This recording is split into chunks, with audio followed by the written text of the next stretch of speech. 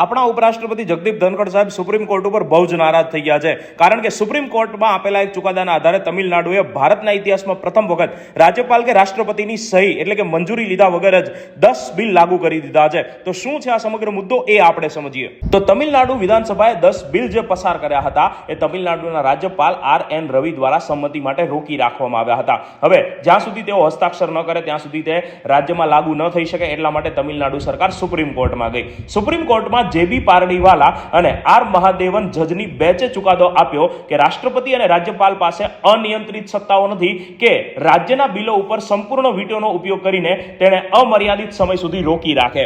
એટલે આ જજની બેચે અનુચ્છેદ 142 કે જે સુપ્રીમ કોર્ટને ન્યાય પહોંચાડવા માટે અસાધારણ સત્તા આપે છે એનો ઉપયોગ કરીને રાજ્યપાલ અને રાષ્ટ્રપતિને આ રાજ્યના બિલો પસાર કરવા માટે સમય મર્યાદા લાગુ કરી અને આ સમય મર્યાદા અનુસાર અનુચ્છેદ 200 અંતર્ગત રાજ્યપાલ કાં તો બિલને સંમતિ આપી શકે, કાં તો ન આપી શકે, કાં તો રાષ્ટ્રપતિને આપી શકે. તો સંમતિ આપવા માટે 1 મહિનો નક્કી કર્યો અને રોકી રાખવા માટે કારણ આપવાનું નક્કી કર્યું, અને બિલને રેફર કરવું હોય એટલે કે રાષ્ટ્રપતિને મોકલવું હોય તો 3 મહિના નક્કી કર્યા. અને રાષ્ટ્રપતિ પાસે પણ અનુચ્છેદ 201 અંતર્ગત કાં તો બિલને સંમતિ આપવી કાં તો ન આપવી એના માટે નિર્ણય લેવા માટે પણ 3 મહિના નક્કી કર્યા.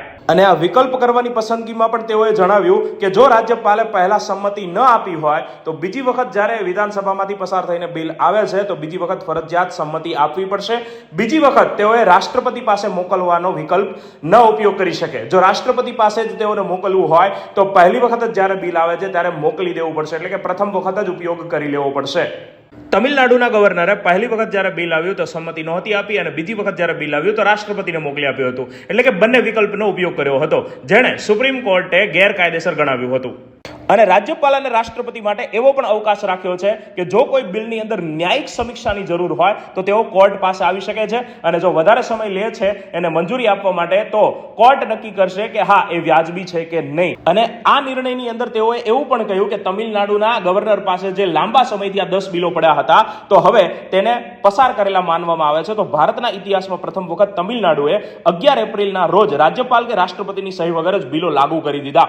અને આ જ સંદર્ભમાં આપણા ઉપરાષ્ટ્રપતિએ કહ્યું કે અનુચ્છેદ 142 જે સુપ્રીમ કોર્ટને આ સત્તા આપે છે એ લોકશાહી દળો સામે પરમાણુ મિસાઇલ છે.